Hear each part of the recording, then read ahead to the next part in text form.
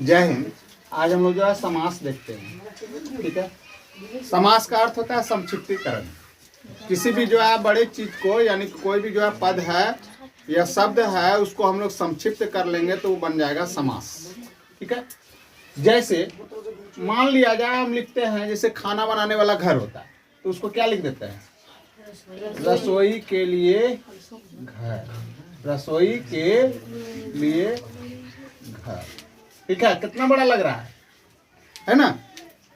रसोई के लिए घर बोलने में समय लग रहा है। और अगर इसको समास के रूप में अगर जो है बोलेंगे तो क्या बोल देंगे? रसोई घर। छोटा हो गया, यही हो गया समास। संक्षिप्तीकरण हो गया, यानी इसका छोटा रूप हो गया। यानी कि जब दो या दो से अधिक पद या शब्द, ठीक है, एक मिलकर के एक नए शब्द की जो है रचना करता है तो वो जो है क्या बनता है? समास। ठीक है, यानी कि दो या दो से अधिक शब्दों के जो है संक्षिप्तीकरण से जो है एक नया शब्द बनता है तो वो क्या कहलाता है? समास। समास में हमेशा याद रखना है कि शब्द का क्या होता है? संक्षिप्तीकरण होता है। ठीक, संक्षिप्तीकरण का मतलब यही हो गया, इसको यानी कि शॉर्ट करना। अब अगला समास के लिए हम लोग जो है ध्यान में रखेंगे हमेशा, इसमें दो पद होता है, एक पूर्व पद और एक उत्तर पद। पूर्व माने होता है पहले, पूर्व माने पहले, पूर्व पद यानी कि पहले पद, पहला, और बाद का पद को बोलते हैं उत्तर पद। ठीक है, जैसे कि यहाँ पर हम लिखते हैं एक शब्द, ठीक है, कुछ लिख लेते हैं, नीलकंठ। नीलकंठ, ठीक है, इसमें दो बात है, हाफ हाफ कर देते हैं। नील यानी नीला, कंठ, कंठ यानी हम लोग का जो कंठ है, ठीक है, नीला कंठ। ठीक है, तो इसमें ये वाला जो नील जो है ये क्या है? पूर्व पद। अकंठ जो है क्या है? उत्तर पद। ये हो गया समास का दूसरा कंसेप्ट जो कि पकड़ना है, एक पूर्व पद एक उत्तर पद। ठीक है, उसी तरह से कुछ भी लिख सकते हैं, जैसे रसोई और घर। रसोई हो गया क्या? पूर्व पद, और घर हो गया, और हाँ लंबोदर। लंबोदर में क्या है? जिसका एक लंबोद उदर है, उदर, उदर यानी कि उदर माने पेट, जिसका पेट जो है क्या है? लंबा है। गणेश भगवान। ठीक है, बाहुगिरी समास हो जाता है, यानी जो लिखा हुआ है उसका विपरीत अर्थ निकलेगा बाहुगिरी समास। ठीक है, हाँ, तो लंबोदर। उसी प्रकार से बिना पानी, ठीक है, क्या बोलते हैं? सरस्वती। ठीक है, तो बिना जो है क्या हो गया? पूर्व पद, और जो है पानी हो गया उत्तर पद। इस तरह समास में हमेशा दो पद होता है। ठीक, अब हम लोग जो है ये समास का तो परिभाषा हो गया, समास का जो है समझने का हो गया तरीका। अब जो है इसमें हम लोग समझते हैं कि समास होता कितना प्रकार का। तो हिंदी में जो है समास जो है कितना प्रकार का? 4 प्रकार का। ठीक है, कौन कौन? तो सबसे पहले अव्ययी भाव, ठीक है, अव्ययी भाव समास। दूसरा हो गया तत्पुरुष समास। ठीक है, अब तत्पुरुष समास में हम लोग इसको पाठ बना के 3 ठो लेंगे। ठीक, एक कर्मधारय, ठीक है, उसके बाद दिगु, ठीक है, दिगु जो कि संख्या का बोध कराता है। ठीक है, और कर्मधारय क्या होता है? जो पूर्व पद का विशेषता बताता है, अगला वाला उत्तर पद। उत्तर पद उसका विशेषता बताएगा, उत्तर पद का विशेषता बताता है। जैसे ये कंठ है ना, हाँ, कंठ का विशेषता बताएगा क्या? नीला। तो उत्तर पद का जो विशेषता बताता है यानी पूर्व पद, वो कर्मधारय। ठीक, यहाँ से कंसेप्ट समझते जाओ, एकदम आसानी से जो ही निकल जाएगा।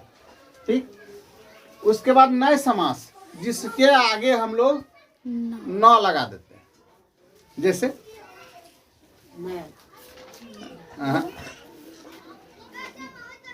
नए वाला बोलो। बहुत सारा शब्द है, अभी बोलेंगे तो जो है शुरुआत हो जाएगा। हाँ?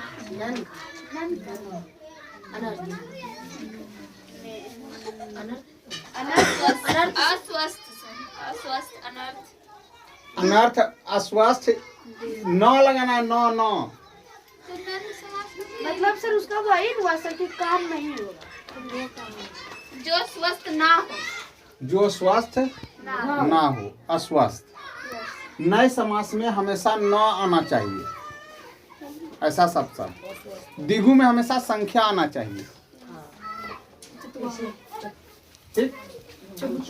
और एक तो होता है जाकर के, हाँ, द्वंद, जिसमें कि बीच में जो है क्या आ जाता है, डैश आ जाता है, बीच में क्या आ जाता है, ठीक। तो इस तरह से, तो वो जो अलग है वो तो द्वंद तो अलग है, अपना जगह लिया हुआ है। तो हम लोग जो है बात कर रहे हैं यहाँ पर। तो कर्मधारय यानी कर्मधारय हमेशा क्या रहेगा, किस कौन पद किसका विशेषता बताएगा? पूर्व पद उत्तर पद का विशेषता बताएगा। हाँ, उत्तर पद का विशेषता पूर्व पद बताएगा। ठीक है। लंबोदर, उदर का विशेषता कौन बता रहा है? कौन पद? पूर्व पद बता रहा है। किसका? उत्तर पद का विशेषता कि उसका पेट लंबा है, कि कर्मधारय। ठीक है। जैसे असमर्थ, न आया, जो समर्थ नहीं है, न आया। उसके बाद अनजान, जो जान नहीं रहा है। अस्वस्थ भी ठीक है, जो नहीं स्वस्थ है। ठीक है। इस तरह से नौ वाला जितना भी आया वो नए समास में आया। ठीक है। अब बात आता है अगला कौन सा? दिगु। दिगु समास में संख्या आता है, जैसे पंचवटी, हाँ, पंचवटी, त्रिलोक, त्रिलोक, हाँ, नवयुवक, हाँ, त्रिफला, त्रिफला, ठीक, चौराहा, चौराहा, चतुर्मुख, चतुर्भुज। तो इस तरह से ये हो गया इधर। ये तत्पुरुष का में भी जो है कई पार्ट जो है बटा हुआ है। ठीक है। तो लेकिन इम्पोर्टेंट पड़ जाता है कौन? ये वाला। ये तीन ठो जो पार्ट नजर आ रहा है, कर्मधारय, नय, दिगु। ठीक है। ये वाला पार्ट्स।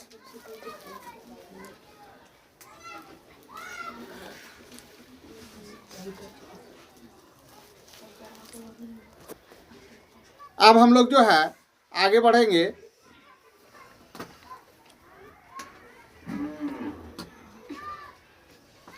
अवयव समझ में आता है? अवयव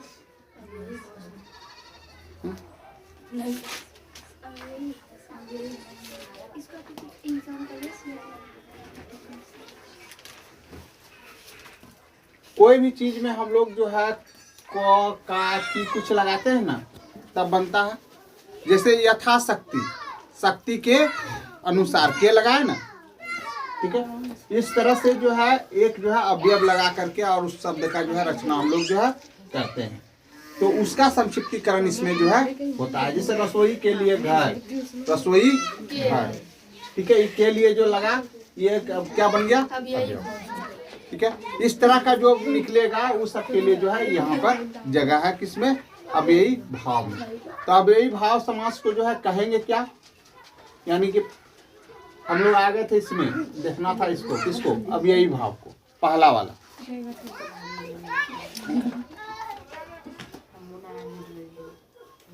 तो क्या बोलेंगे? जिस समास का पहला पद प्रधान हो उसे जो है क्या कहते हैं? अव्ययी भाव समास कहते हैं। पहला पद का वैल्यू है। रसोई घर, रसोई के लिए घर।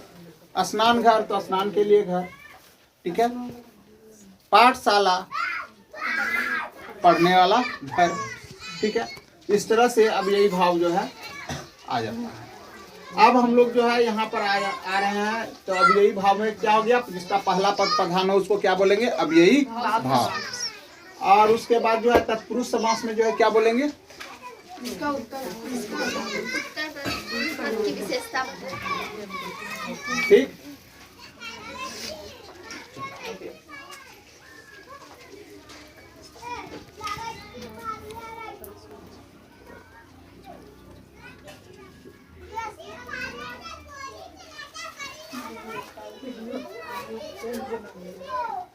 उत्तर पद प्रधान हो और पूर्व पद गौण हो। गौण यानी गायब, ठीक, हाँ छुपा हुआ, ठीक। अब इसमें हम लोग जो है लेते हैं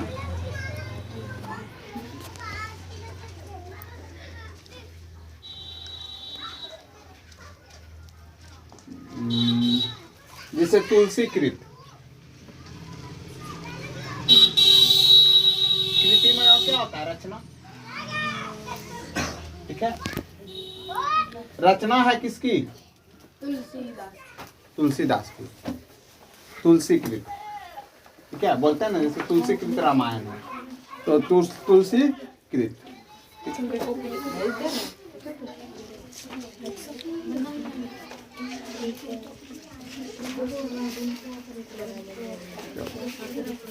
तो अब हम लोग इसको बांट के पढ़ेंगे। पहले कर्म तत्पुरुष में आता है। कर्म का चिन्ह क्या होता है? कर्म को। तो उस तरह का समास लिखेंगे जिसमें कि विग्रह करने पर क्या आए? को। तो उस तरह का समास में जो है को क्या लिखे? उस तरह का समास क्या बनेगा जिसमें कि विग्रह करने पर को आए? क्या आएगा?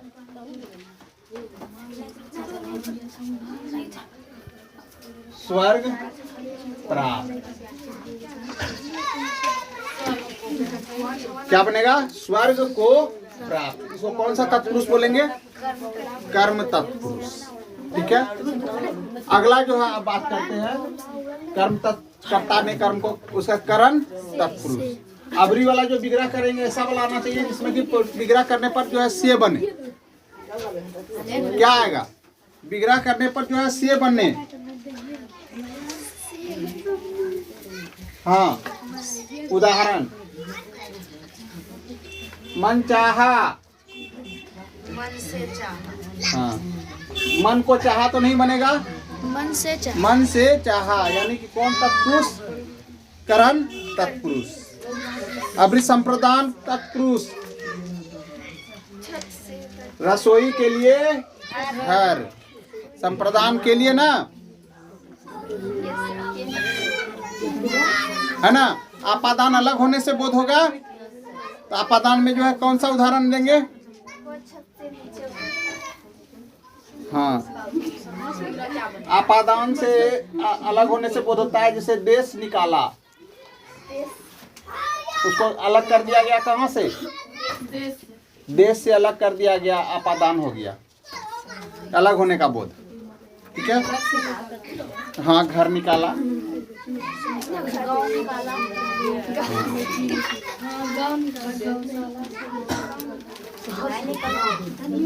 अब इसके बाद आता है संबंध तत्पुरुष।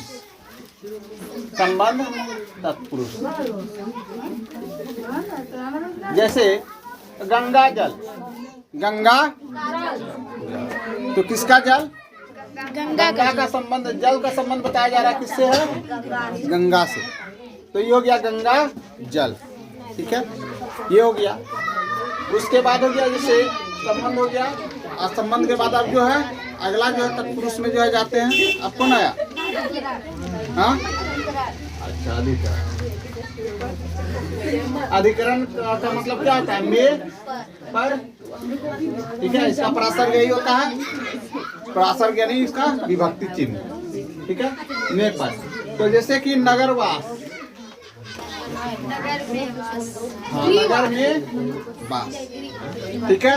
इस तरह से जो है तत्पुरुष समास जो है कितना हो गया? कर्म तत्पुरुष, करण तत्पुरुष, उसके बाद हाँ आपादान तत्पुरुष, उसके बाद संबंध तत्पुरुष, उसके बाद अधिकरण तत्पुरुष।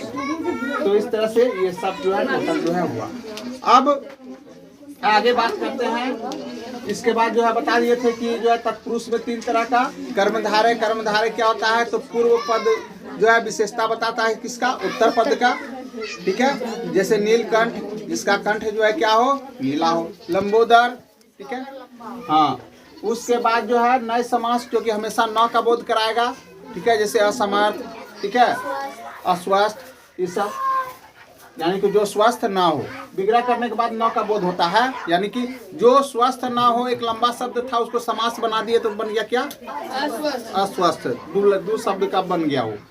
तो इस तरह से समास का यूज जो है खास करके जो है उन लोग करता है, जैसे यूपीएससी वगैरह का भी एग्जाम जो देता है उन लोग ज्यादातर जो है इसका यूज करता है, ताकि जो है शब्द जो है छोटा में क्या लिखा है? ज्यादा। इसलिए समास बहुत इंपॉर्टेंट है, अभी के लिए भी और बाद के लिए भी बहुत इंपॉर्टेंट। अब आगे बात करते हैं इसका, ठीक है। उसमें एक साहित्यिक जो है लिटरेचर पेपर होता है जो चलता है। अब आगे बढ़ते हैं। अब इसके बाद जो है हाँ द्वंद्व नए समास हो गया, उसका दिगु हो गया। दिगु का मतलब बता दिए थे, संख्या का बोध, जैसे त्रिशूल हो गया, त्रिफला हो गया, चतुर्भुज हो गया, हाँ पंचवटी हो गया, जिसमें संख्या आ जाए शुरुआत में, यानी पूर्व पद में क्या हो? संख्या हो, ठीक है, उसको क्या बोलेंगे? कौन समास? द्विगु समास, ठीक है। और अब द्वंद्व समास। द्वंद्व समास जो है क्या होगा? पूर्व पद और उत्तर पद, हाँ दोनों प्रधान होगा, दोनों में टक्कर होगा। जैसे माता पिता, राजा रानी, ठीक है। बीच में जो है जिसमें टक्कर वाला रहता है शब्द, उसमें क्या रहता है? डैश रहता है। माता पिता, हाँ रात दिन, ठीक हो गया। इस तरह का जो है मिलेगा, इसको बोलेंगे लोटा डोरी। ठीक। अब आगे बात करते हैं, ये तो हो गया द्वंद्व तक। अब इसमें कहीं क्लियर है? एकदम क्लियर है। अब आते हैं इसमें बाहुव्रीहि समास। बाहुव्रीहि समास में क्या होगा? जब इसका हम लोग विग्रह करेंगे तो जो उसका मेन अर्थ है वो नहीं निकल करके बल्कि तीसरा अर्थ निकलेगा। जैसे यहीं पर बाहुव्रीहि में भी नीलकंठ लेंगे, लेकिन नीलकंठ का विग्रह करेंगे तो क्या बनेगा? भगवान शिव। बिना पानी क्या बन जाएगी? सरस्वती, ठीक है। यानी बाहुव्रीहि में जो है कुछ अन्य विग्रह करने के बाद कुछ अन्य का रूप जो है लेगा। लंबोदर, हाँ लंबोदर कर्मधारय भी है, ठीक है। और जो है बाहुव्रीहि भी है, लेकिन बाहुव्रीहि में उसको जो है क्या बोलेंगे? गणेश। नीलकंठ को क्या बोलेंगे? शिव, ठीक है। इस तरह से जो है हाँ यहाँ पर जो है समास का ये जो है क्लियर हो गया। आप तो इसमें कहीं कोई प्रॉब्लम नहीं है। अब ऐसे जो है नजर उठा करके जो है एक बार जो है अपने मन में जो है दौड़ा लो। सबसे पहला भेद कौन हुआ? अव्ययी भाव। पहला पद क्या हुआ? पहला, हाँ पहला वाला। दूसरा कौन सा हुआ? तत्पुरुष। तत्पुरुष के खंड में बट गया। पहले तो तत्पुरुष को तोड़े, ठीक है। कौन कौन? कर्म तत्पुरुष, करण तत्पुरुष, उसके बाद संप्रदान तत्पुरुष, उसके बाद संबंध तत्पुरुष, और उसके बाद अधिकरण तत्पुरुष। उसके बाद जो है नए समास आया। उसके बाद जो है कौन सा समास आया? इसी में आ रहा है, तत्पुरुष में ही। उसके बाद दिगु आया, ठीक है। कर्मधारय आया, ठीक है। इतना आ गया। उसके बाद जो है अगला तीसरा जो समास आया वो आया कौन सा? द्वंद्व समास, ठीक है। और उसके बाद फिर जो है इसके बाद वाला जो समास आया, कौन सा समास आया द्वंद्व के बाद? बहुव्रीहि समास, ठीक है। अब तीनों का जो है दिमाग में जो है ध्यान में यही रखना है कि कर्मधारय और जो बहुव्रीहि, इसमें बाकी सबको पकड़ में आ जाएगा फटाफट। कर्मधारय और बहुव्रीहि में जो है ध्यान में क्या रखना है? कर्मधारय में जो है क्या होगा? तो दूसरा वाला यानी कि पूर्व उत्तर वाला पद का विशेषता कहाँ रहेगा? पूर्व में। और बहुव्रीहि में क्या रहेगा? तो तीसरा अर्थ निकलेगा। बस यही है, परीक्षा में यही ज्यादा जो है जोर जो है पड़ता है। यानी कर्मधारय में ये विशेषता बताएगा। किसका बताएगा? उत्तर पद का, ठीक। कर्मधारय में। अब बहुव्रीहि रहेगा तो विग्रह करेंगे तो क्या निकलेगा? तीसरा शब्द जो है निकल जाएगा।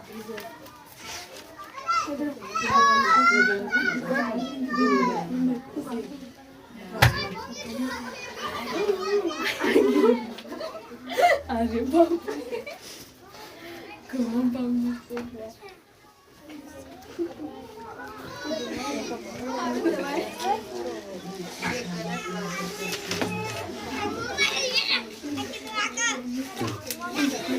ऑफ कर दो।